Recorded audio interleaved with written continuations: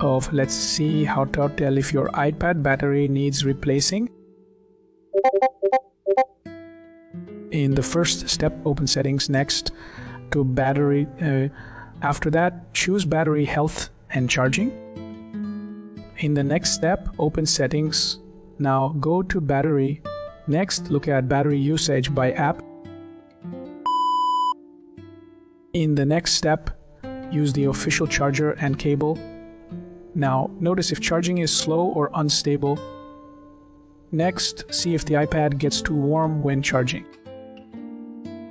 In the next step, charge the iPad fully to 100%. After that, unplug and leave it untouched overnight.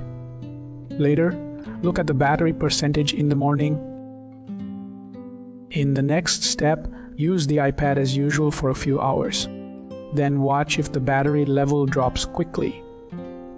Now pay attention if the device turns off suddenly. You are good to go.